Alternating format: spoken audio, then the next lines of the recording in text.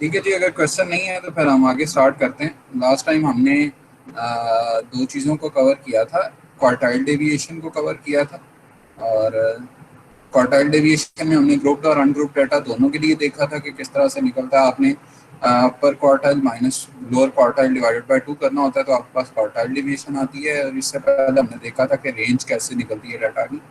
ये दो डेविएशन थी जो एब्सोल्यूट डेविएशन के केसेस थे, एब्सोल्यूट वेरिएबिलिटी के केसेस थे आपके पास। उन दोनों में ये दो चीज़ें हमने देखी थी। बाकी जो तीन चीज़ें हैं उनको आज हम स्टडी करेंगे, और जो नेक्स्ट लेक्चर होगा उसमें आपका वाइंड अप क्विज होगा जितना हमने कवर किया है, थर्ड चैप्टर और फोर्थ चैप्टर का जितना कवर करेंगे।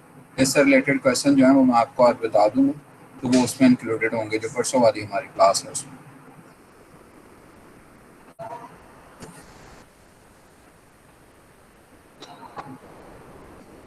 जी 49 लॉ नंबर सर केस कहाँ पर होगा? एलएमएस पे होगा? LMS के ऊपर। Okay sir.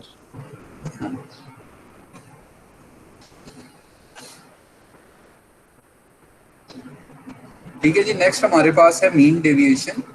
तो मीन डेविएशन, जैसा कि मीन आपको पता चल रहा है और डेविएशन का मतलब होता है कि उससे कितना डिफरेंस आ रहा है।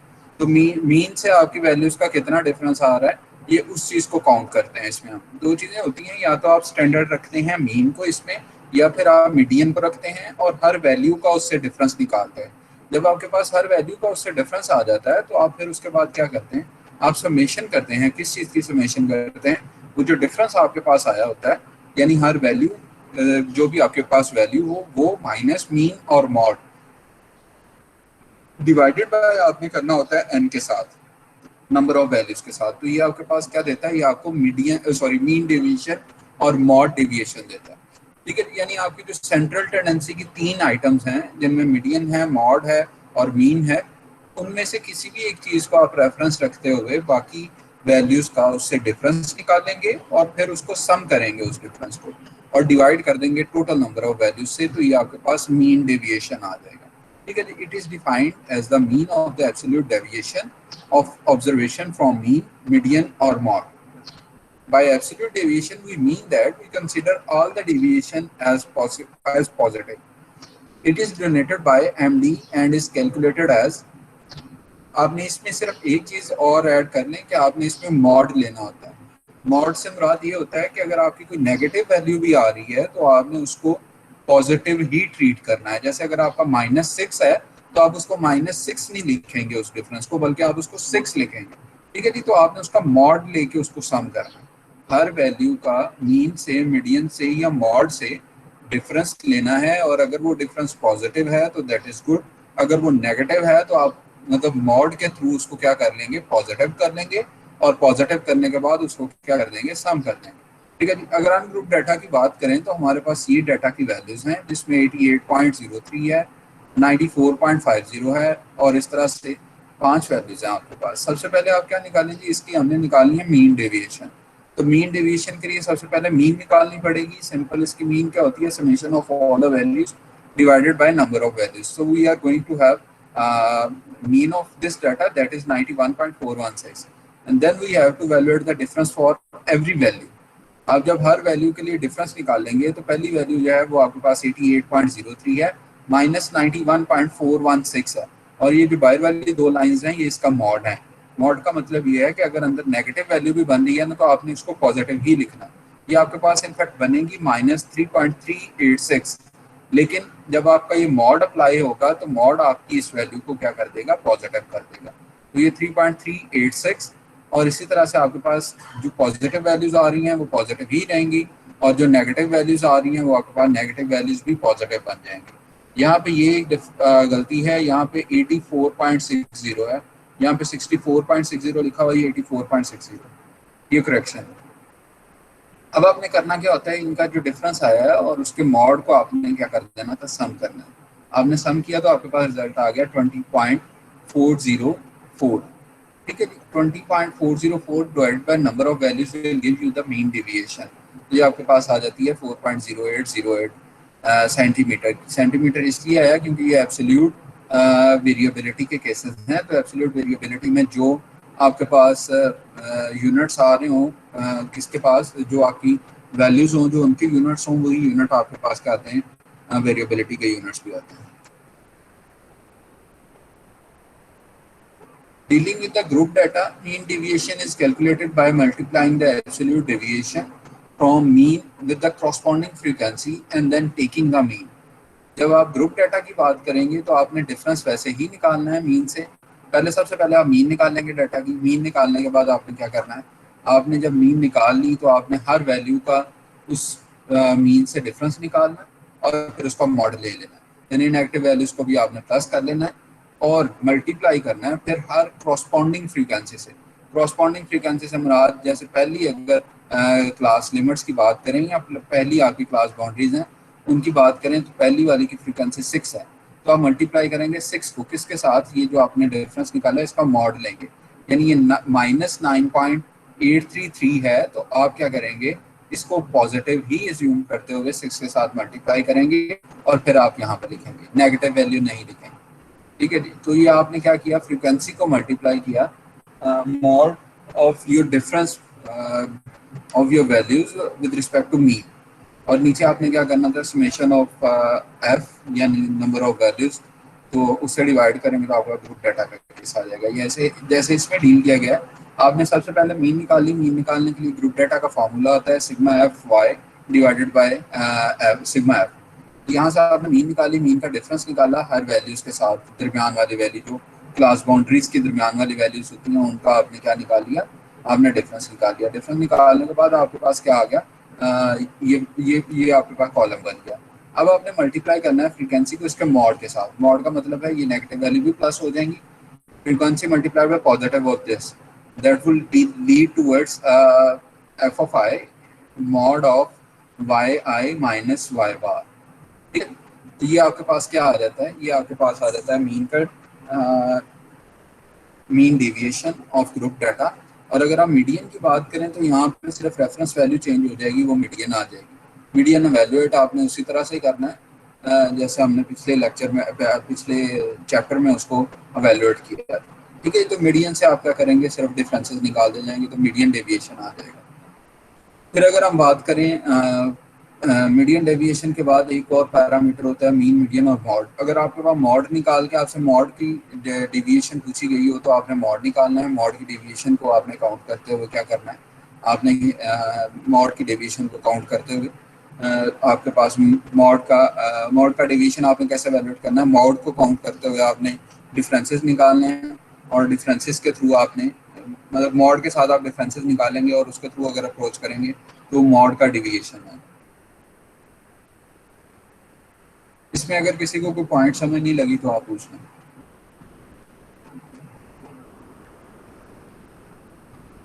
सर ये जो मॉड वाला आपने भी बताया दोबारा बता। मॉड के केस में सिर्फ ये जहाँ पे अभी मीडियन है, जैसे अगर मैं इस पर फॉर्मूला की बात करूँ तो यहाँ पे आपके पास है मीडियन, यहाँ पे सिर्फ मॉड आ जाएगा और मॉड निकालेंगे कैसे, मॉड निकलेगा वैसे ही जैसे हमने पिछले चैप्टर में कवर किया था। मॉड के जो ये दोबारा बताएं।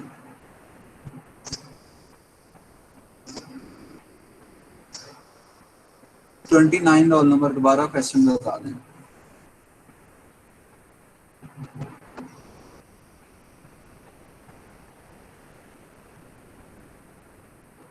वो जो ऊपर मॉड बता रहे ना उसकी समझ नहीं लगी, वो है माइनस बाय मॉड किस तरह किया वो समझ नहीं आई। मॉड आपने निकालना उसी तरीके से है जो चैप्टर 3 में हमने मॉड के लिए फार्मूलाज पढ़े। जब आप एक दफ़ा वो निकाल लेंगे तो आपके पास एक वैल्यू आएगी, ठीक है जी, तो उस वैल्यू को रेफरेंस रखते हुए आपने बाकियों का डिफरेंस निकाल लेना। सिर्फ रेफरेंस वैल्यू चेंज होनी है। अगर मीन डेविएशन निकालना है तो यहाँ पे मीन आ जानी है, अगर मॉड डेविएशन निकाल रहे हैं तो यहाँ पे मॉड आ जाना है, अगर मीडियन की डेविएशन निकाल रहे हैं तो यहाँ पे मीडियन आ जाना है, बाकी फार्मूला सब रहेगा।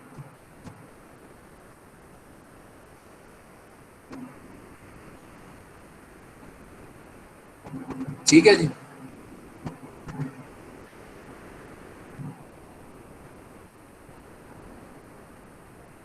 अच्छा जी, अब हम अगर प्रॉपर्टीज ऑफ मीन की बात करें तो मीन डेविएशन की बात करें, mean deviation from median is less than any other value. अगर आप मीडियन को रेफरेंस रखते हुए डेविएशन निकाल रहे हैं तो वो सबसे लीस्ट आती सर है। किसके रिस्पेक्ट से लीस्ट आती है? किसकी रिस्पेक्ट से लीस्ट आती है? तीनों की रिस्पेक्ट से। तीन वैल्यूज कौन कौन सी हैं? अगर आप उसी डाटा का मीन डेविएशन निकालते हैं, थ्रू मीडियन निकालते हैं और थ्रू मॉड निकालते हैं, तो सबसे कम वैल्यू आपके पास मीडियन वाले केस में है। ठीक है जी, मीन डेविएशन और मीडियन या median deviation is less than any other value. ठीक है, it is always greater than और इक्वल टू जीरो। इसकी रीजन क्या होती है? इसकी रीजन ये होती है चूंकि आप पॉजिटिव वैल्यूज को ऐड कर रहे होते हैं, तो इसलिए या तो ये जीरो हो सकती है मैक्सिमम, या आपके पास क्या होगी, जीरो से ज्यादा होगी, नेगेटिव वैल्यू नहीं आएगी, क्योंकि आपने मॉड लेके सारी नेगेटिव वैल्यूज को क्या कर दिया, प्लस कर दिया। तो ये इसकी सेकंड प्रॉपर्टी है। और symmetrical distribution the following relation holds. Symmetrical deviation जो होती हैं उनके डिस्ट्रीब्यूशन होती है, उनके लिए एक फार्मूला है, M D mean deviation is equal to 4/5 of sigma. 4/5 of sigma. Sigma क्या है? सिग्मा स्टैंडर्ड डेविएशन है, जो आगे आएगी उसको हम देख लेते हैं। तो स्टैंडर्ड डेविएशन का 4/5 करेंगे तो आपका मीन डेविएशन आ जाएगा। अब हम मेरिट्स ऑफ मीन डेविएशन की अगर बात करें तो it is easy to calculate, it is based on all the observation. Demerits की अगर बात करें, it is affected by the extreme values, it is not readily capable of mathematical development, and it does not take into account the negative sign of the deviation from the same average, or from some average. ठीक है, find mean deviation from median for the following frequency distribution. इस case में आपने क्या करना है कि आपने मीडियन के थ्रू इसको अप्रोच करना है। ये एजेस आ गई और ये फ्रीक्वेंसी आ गई। एजेस वाला आपके पास बाउंड्रीज आ गई, ये फ्रीक्वेंसीज आ गई, क्यूमुलेटिव फ्रीक्वेंसीज आपने निकाल ली, और ये आपके पास क्या आ गया जी, आपने दरमियान वाली वैल्यूज निकाल ली हर क्लास के लिए, तो ये आपके पास वो आ गई। अब आपने निकालना क्या? आपने मीडियन निकालना है। जब आप इसके मीडियन की बात करते हैं तो मीडियन के लिए आपके पास फार्मूला ये होता है। इस फार्मूला के थ्रू आपने क्या निकाला? इसका मीडियन निकाला। मीडियन के बाद आपने क्या करना होता है? उस मीडियन को आपने रेफरेंस रखा जो कि 16.25 आता है, और हर दरमियान वाली वैल्यू से उसका डिफरेंस निकाल देंगे। 16.25 का इससे डिफरेंस निकाला और उसका मॉड ले लिया, फिर इससे निकाला उसका मॉड ले लिया, फिर इससे निकाला इसका मॉड ले लिया, और एंड पे आपने क्या किया? आपकी जो कॉरस्पॉन्डिंग फ्रीक्वेंसी थी, यानी ये 10 पहले वाले के साथ मल्टीप्लाई होगा, 20 आपका दूसरे वाले के साथ मल्टीप्लाई होगा, 30 आपका 1.25 के साथ मल्टीप्लाई होगा, और सेम आपके पास एक कॉलम बन जाएगा। उसके बाद आपने करना होता है इसको सम करने के बाद सिग्मा एफ आई के साथ आपने इसको डिवाइड कर देना होता है, तो आपके पास मीन डेविएशन फ्रॉम मीडियन आ जाएगा। अच्छा जी, अगर हम कोएफिशिएंट ऑफ मीन डेविएशन की बात करें तो कोएफिशिएंट ऑफ मीन डेविएशन में आपने करना क्या है? मीन डेविएशन फ्रॉम मीडियन जो आपके पास अभी निकली है डिवाइडेड बाय मीडियन। जो आपके पास मीन डेविएशन निकलती है उसको आपने अगर मीडियन के थ्रू अप्रोच किया तो mean deviation by median divided by your value of the median. अगर आप मीन डेविएशन को सादा अप्रोच कर रहे हैं मीन के थ्रू, मीन को रेफरेंस रखते हुए, तो मीन डेविएशन जो आपकी निकलेगी डिवाइडेड बाय मीन करेंगे तो आपके पास कोएफिशिएंट आ जाएगा मीन डेविएशन का। ठीक है जी। और इसी तरह से अगर मॉड के थ्रू करेंगे तो मॉड के थ्रू आपके पास जो डेविएशन आ रही है उसको ऊपर रखेंगे और नीचे आप मॉड रखेंगे तो आपके पास क्या आ जाएगा? Coefficient of mean deviation through mod आ जाएगा। क्लियर है जी यहाँ तक? किसी का कोई क्वेश्चन अगर पूछे?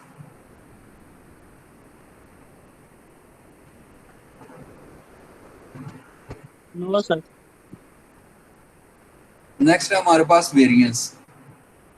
ठीक है जी, वेरिएंस और आपके पास जो स्टैंडर्ड डेविएशन है, ये दो ऐसे पैरामीटर्स हैं जो कॉमनली यूज होते हैं। इसमें होता क्या है? इसमें होता ये है कि variance of the observation is defined as mean of the square, mean of squares of deviation. आपके पास है क्या? Mean of square of deviation of all the observation from their mean. आपके पास एक मीन है, उसमें से आपने किया क्या कि हर वैल्यू का डिफरेंस निकाल लिया। डिफरेंस निकालने के बाद आप उसका लेंगे स्क्वायर। ठीक है जी, आपने उस वैल्यूज का जो डिफरेंस निकला है उसका लिया स्क्वायर और उसको कर दिया ऐड। जब आप इसको ऐड कर देते हैं तो आपने इसको नंबर ऑफ वैल्यूज से जब डिवाइड कर देंगे तो ये आपके पास क्या बन जाएगा? ये वेरिएंस बन जाएगा। When it is calculated from the population, the variance is called population variance and is denoted by sigma square.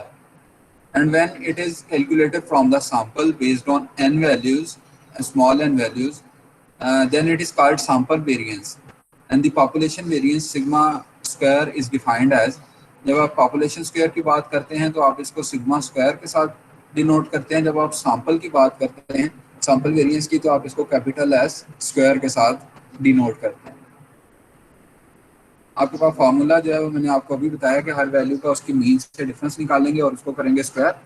Square करने के बाद आप सम अप करेंगे और डिवाइड करेंगे नंबर ऑफ वैल्यू से, तो आपके पास क्या आ जाएगा, ये आपके पास आ जाएगी पॉपुलेशन वेरिएंस। और अगर सैंपल वेरिएंस की बात करें तो आपके पास अप्रोच वही है, सिर्फ ऐसा आपके पास आ जाता नहीं है, यानी आपने उस सैंपल के ऊपर जो है वो वर्किंग करनी है।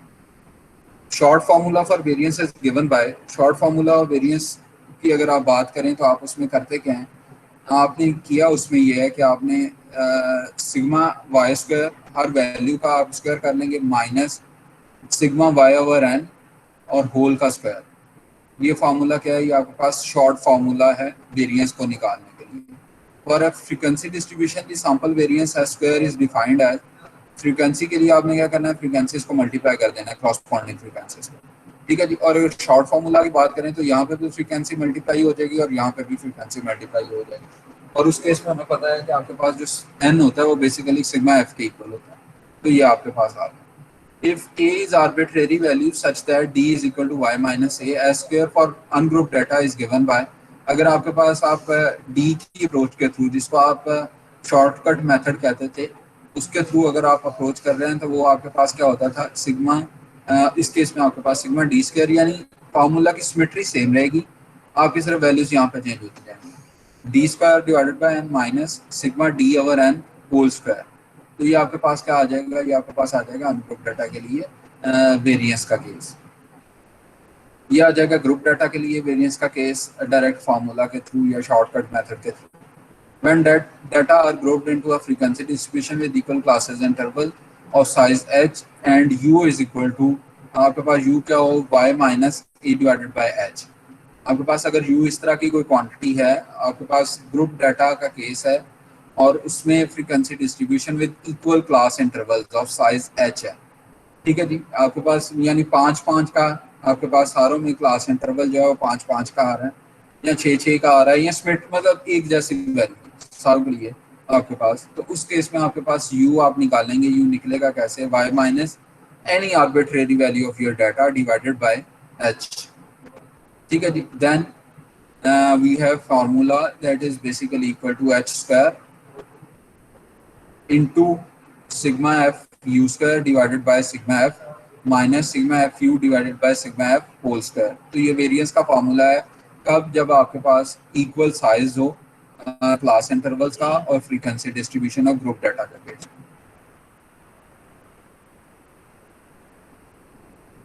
अच्छा जी, मेरिट्स की अगर बात करें, मेरिट्स और डीमेरिट्स की वेरिएंस की, the variance is based on all the observation of a series, it is easy to calculate and simple to understand, it is affected by extreme values. Standard deviation की बात करें तो आपने सिर्फ करना क्या होता है कि आपने जो स्क्वायर हमने पहले वैल्यूएट किया ना, ये स्क्वायर, इसका स्क्वायर रूट लेना है बस। अंदर फार्मूला सारे सेम रहेंगे, स्टैंडर्ड डेविएशन के लिए सिर्फ राइट साइड पे क्या आ जाएगा, स्क्वायर रूट आ जाएगा, बाकी फार्मूलाज वही हैं। अनग्रुप डाटा के केस में y माइनस वाई बार उसका स्क्वायर होता है डिवाइडेड बाय n करते हैं समेशन करने के बाद, तो वो वैसे ही रहता है जैसे आपका वेरिएंस का फार्मूला है, सिर्फ आपने क्या करना है, स्क्वायर रूट ले लेना है, तो आपके पास स्टैंडर्ड डेविएशन आ जाएगा। In shortcut method, we have this formula that is basically equal to square root of sigma y square divided by n minus sigma y over n whole square। और frequency distribution के case में आपके पास frequencies multiply हो जाती हैं। अगर shortcut method की बात करें फ्रीक्वेंसी डिस्ट्रीब्यूशन के लिए तो वो आपके पास ये फार्मूला आता है, और अगर आप डिफरेंसेस के थ्रू अप्रोच करें तो वो आपके पास ये फार्मूला आता है और आपके पास स्क्वायर रूट आ जाता है। सिर्फ वेरिएंस वाले फार्मूला आएगा, सिर्फ स्क्वायर रूट आ जाएगा। सेम इसी तरह से अगर आप बात करें कोडिंग वेरिएबल यानी u के थ्रू अगर आप अप्रोच कर रहे हैं तो आपके पास ये फार्मूला आ जाएगा। बाकी फार्मूला सेम रहता है, सिर्फ स्क्वायर रूट ले लेते हैं आप राइट साइड पे, तो आपके पास फार्मूला बन जाता है स्टैंडर्ड डेविएशन का। एग्जांपल है हमारे पास 4.11, calculate variance and standard deviation of data 3, 6, 2, 1, 7 and 5। So we have values 3, 6, 2, 1, 7 and 5. summation of these values is basically equal to 24 and we have to evaluate the mean. First mean आपने first इसकी evaluate की, वो आपके पास क्या आएगी, sigma y divided by n होता है, तो नंबर ऑफ वैल्यूज आपके पास 6 हैं, सिग्मा y आपने evaluate किया तो 4 आ गया आपके पास y बार की रिस्पेक्ट से आप क्या करेंगे, y माइनस y बार करेंगे तो आपके पास ये कॉलम बनता जाएगा। इस कॉलम में आपने किया क्या कि इस कॉलम में आपने डिफरेंसेस निकाले हैं विद रिस्पेक्ट टू मीन। अब आपने करना क्या होता है कि नेक्स्ट कॉलम में इसका स्क्वायर कर लेना है। आपने स्क्वायर किया तो आपके पास ये वैल्यूज आ गई। स्क्वायर करने के बाद आपने इसका कर लेना होता है सम। आपने इसका सम किया डिवाइडेड बाय n करना होता है, summation of y minus y bar square divided bye n divided जब आप करते हैं तो 28 डिवाइडेड बाय 6 दैट इज 4.67। ये वेरिएंस आ गया आपके पास। और स्टैंडर्ड डेविएशन के लिए आपने क्या करना है, इसका स्क्वायर रूट ले लेना। जब आप इसका स्क्वायर रूट लेते हैं तो वो आता है 2.16। ठीक है। अब अगर बात करें हम ग्रुप डाटा की तो calculate variance and standard deviation from the following frequency distribution. तो ये आपके पास क्या आ गई, ये बाउंड्रीज आ गई, क्लास बाउंड्रीज, और ये आ गई फ्रीक्वेंसीज। ये आपके पास क्लास बाउंड्रीज आ गई, ये फ्रीक्वेंसीज आ गई, और फार्मूला हमारे पास होता है sigma F into Y minus Y bar square divided by sigma F. तो आपके पास फ्रीक्वेंसीज गिवन है, दरम्यान वाली वैल्यूज आप निकाल सकते हैं। आपके पास सिग्मा एफ वाई आप निकाल सकते हैं, Y minus Y bar square कैसे निकलेगा, वो आपने पहले निकाली वाई बार, यानी आपने मीन निकाली, मीन से उसका डिफरेंस लिया और उसको स्क्वायर करने के बाद आपने क्या किया, आपने एफ के साथ मल्टीप्लाई किया और ये कॉलम बना लिया। जब आप ये कॉलम बना लेंगे तो आपने इसको ऊपर रखना है न्यूमिनेटर में, और डिनोमिनेटर में सिग्मा एफ होता है, तो सिग्मा एफ 115 आता है आपके पास। आप डिवाइड करेंगे तो आपके पास क्या आ जाएगा, वेरिएंस आ जाएगा। उसका स्क्वायर रूट लेंगे तो आपके पास स्टैंडर्ड डेविएशन आ जाएगा। अच्छा जी, अब आप अगर बात करें कि आप किसी भी एक प्रोविजनल मीन को अज्यूम करते हुए आप वैल्यूज निकालें। अगर आप प्रोविजनल मीन की बात करें तो आप क्या करेंगे, कोई एक वैल्यू चूज करेंगे इस डाटा में से, जो डिफरेंस वाला फार्मूला होता है।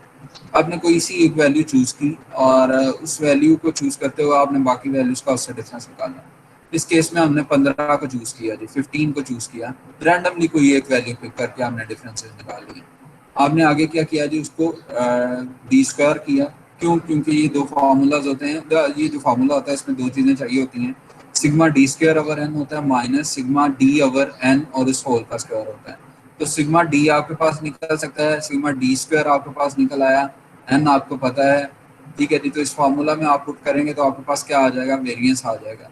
इसी वेरिएंस का आपने स्टैंडर्ड डेविएशन अगर निकालना हो तो स्टैंडर्ड डेविएशन में आपने करना क्या होता है, इसी का स्क्वायर रूट ले लेना होता है, तो आपके पास स्टैंडर्ड डेविएशन आ जाता है। The variance and standard deviation of a constant is 0।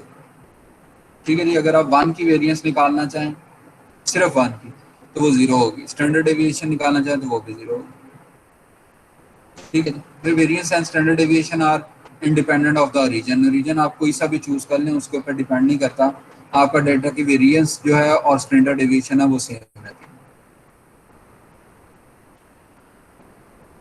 और इसकी प्रॉपर्टीज को आप रहने दें, आप इसके सिर्फ फार्मूलाज को याद करें, उसके क्वेश्चन को सॉल्व करने का मेथड जो है उसको देख लें। ठीक है जी, तो ये एब्सोल्यूट तक जो है ये आपका इंक्लूडेड होगा। नेक्स्ट जो हमारा क्विज होगा उसमें ये चीज़ें इंक्लूडेड होंगी। तीसरा चैप्टर और चौथा चैप्टर आपका ये एब्सोल्यूट वेरिएशन के जो मेथड हमने यहाँ तक कवर किए हैं, तब तक आपके पास क्या होगी, ये चीज़ें इंक्लूडेड होगी। किसी का कोई क्वेश्चन है तो पूछ।